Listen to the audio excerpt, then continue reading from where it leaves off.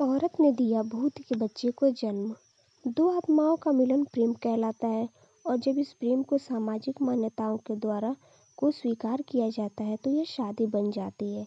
शादी यानी विवाह एक अटूट रिश्ता है। जीते जी लोग इसे निभाते हैं, लेकिन कुछ ऐसे भी जोड़े हैं जो मरने के बाद भी अपने जीवन साथी का साथ नहीं छोड़ते। और ऐसी ही घटनाओं से प्रेरित होकर एक डरावनी कहानी भूत के बच्चे को दिया जन्म आपके लिए प्रस्तुत है। मुझे आशा है कि यह कहानी आपको ज़रूर पसंद आएगी। सुमन बड़ी हो चुकी थी और अब उसके माता पिता को उसकी शादी की चिंता हो रही थी।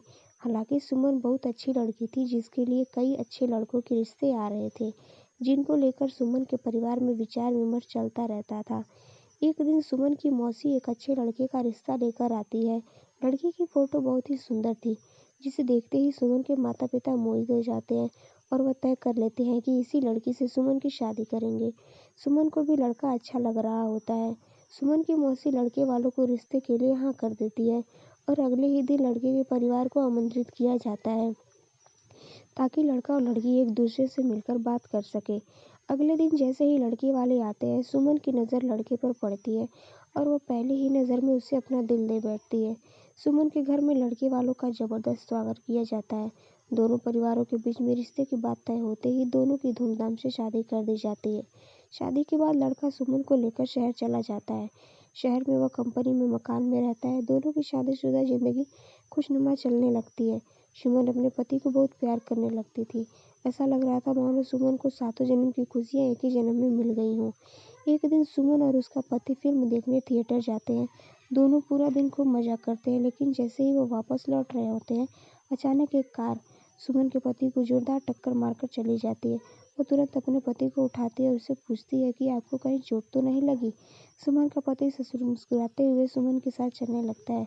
सुमन अपने पति के साथ घर आती है। रात हो चुकी होती है और दोनों बाहर से खाना पीना कर आए थे।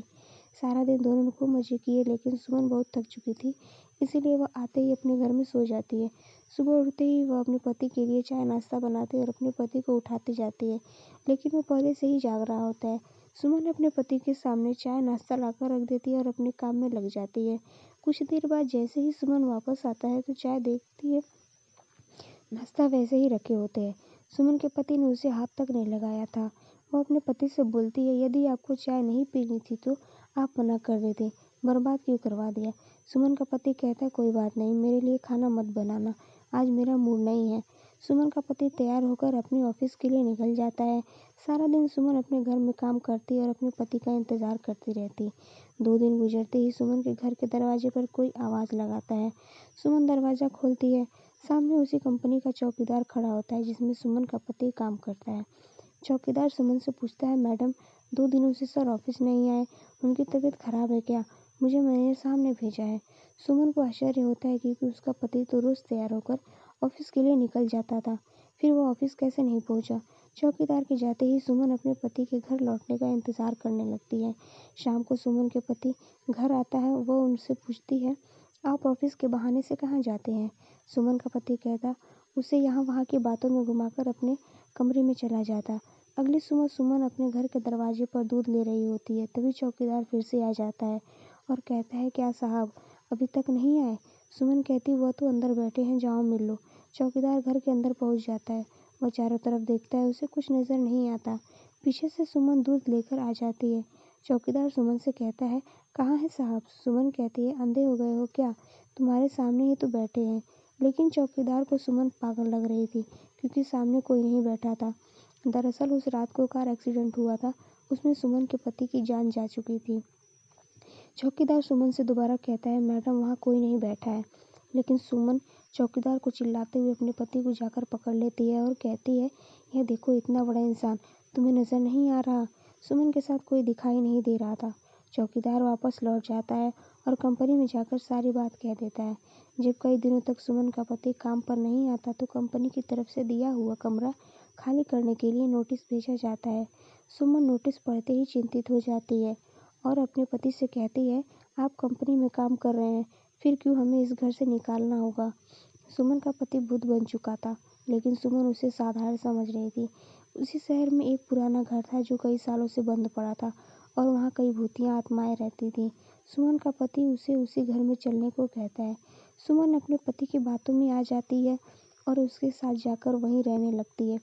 सुमन ने इंसानों से रिश्ता खत्म कर दिया था और अपने पति के साथ भूतिया दुनिया ही जीना सीख गई थी। दरअसल सुमन अपने पति की बातों से पूरी तरह संतुष्ट हो चुकी थी। सुमन को इस भूतिया घर में ही धीरे धीरे डर का एहसास होने लगता है। वो अपने पति के अंदर बदलाव देख रही थी, लेकिन वो अपने पति के प्यार में इतनी दीवानी थी कि उसे एहसास ही नहीं था कि वह भूत की पत्नी बन चुकी है। कुछ दिनों बाद सुमन के सास ससुर शहर आते हैं। सुमन अपने पति से कहते हैं, मम्मी पापा का फ़ोन आया था, वह 2 घंटे में स्टेशन पहुंच जाएंगे, उन्हें जाकर ले आओ। सुमन का पति उससे बाहर जाने का बहाना कर देता है और उसी को स्टेशन जाने को कहता है। सुमन अपने सास ससुर को स्टेशन से जाकर ले आती है। सास ससुर आते ही अपने बेटे यानी सुमन के पति के बारे में पूछते हैं। सुमन कहती है वह अभी किसी काम से बाहर गए हैं, कुछ देर में आ जाएंगे। सुमन अपने सास ससुर के आने से बहुत खुश थी। वह उनके खाने की सारी तैयारियां करने लग जाती है, लेकिन शाम होने के बाद भी जब सुमन का पति घर नहीं आता तो सभी चिंतित हो जाते हैं। सुमन के पति का फ़ोन घर में ही रखा होता था, इसीलिए वो उसे संपर्क नहीं कर पा रही थी। सुमन के साथ उसके सास ससुर भी अपने बेटे से मिलने का इंतज़ार कर रहे थे। पूरी रात गुजर जाती है, लेकिन सुमन का पति घर नहीं आता। सभी परेशान होकर उसका इंतज़ार करते रहते। सुमन के ससुर उससे पीने के लिए पानी मांगते हैं और जैसे ही सुमन उनके लिए पानी लेने जाती है, उसे अचानक उल्टियाँ होने लगती हैं। सुमन को उल्टी करता देख उसकी सास उसके पास आकर उसका हाल चाल पता करती है। बुजुर्गों का अनुभव विज्ञान से भी अधिक माना जाता है, इसीलिए सुमन की सास उसे तुरंत बता देती है, लगता है तुम माँ बनने वाली हो बेटी। सुमन माँ बनने की बात सुनते ही मुस्कुराने लगती है। सुमन यह बात अपने पति को बताने के लिए उतावली हो रही थी, लेकिन उसके इंतजार की घड़ियां बढ़ती जा रही थी। देखते ही देखते 5 दिन गुजर चुके थे, लेकिन सुमन के पति का कुछ पता नहीं चल रहा था। तभी तीनों पुलिस थाने में शिकायत दर्ज कराने जाते हैं। पुलिस वाले सुमन से कहते हैं, 5 दिनों से तुम्हारे पति गायब है, लेकिन तुम्हें अब याद आ रही है। सुमन ने जवाब देते हुए कहा, सर वो ऐसा 1-2 बार और कर चुके हैं, इसलिए मैं इसे सामान्य घटना समझ रही थी। लेकिन जब 5 दिनों से उनका पता नहीं चला तो मुझे लगा हो सकता है वो कोई खतरे में हो। पुलिस एफआईआर रिपोर्ट दर्ज कर लेती है और 5 जांच पड़ताल शुरू कर देती है।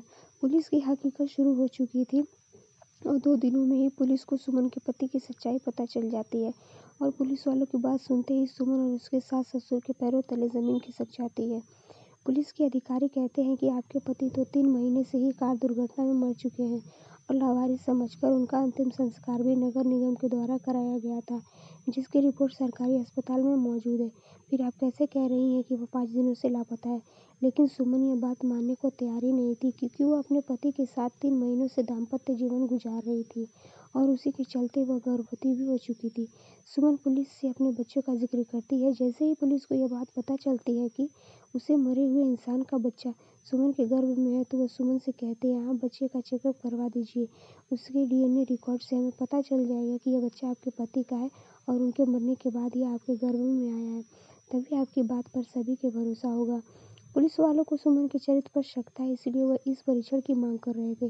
सुमन को सरकारी अस्पताल लाया जाता है और वहाँ के बच्चे का परीक्षण किया जाता है और जैसे डॉक्टर के पास बच्चे की रिपोर्ट आती है तो उनके पसीने छूट जाते हैं, क्योंकि वो बच्चा साधारण नहीं था, वह 2 महीने का था, लेकिन उसका विकास 8 महीने के बच्चे के बराबर हो चुका था और अगले ही महीने वह जन्म लेने वाला था।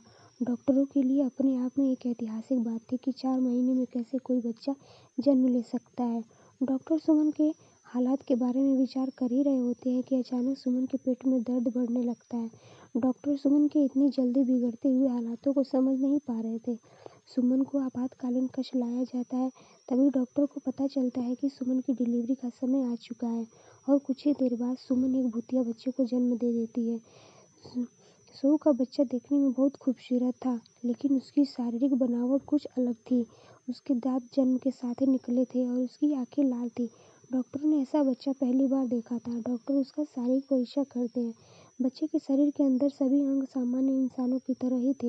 इस बच्चे के बारे में प्रमाण मिलते ही पुलिस को यकीन हो जाता है कि सुमन सही कह रही थी, यह बच्चा उसी के पति का है।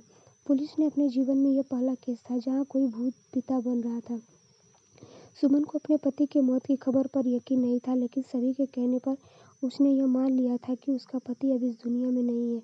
इसीलिए वह अपने बच्चे और सास-ससुर के साथ अपने गाँव वापस लौट जाती है और अपने भूतपूर्व बच्चे के साथ अपने पति की याद में जीवन बिताने लगती है। और इसी के साथ इस कहानी का पहला भाग समाप्त हो जाता है।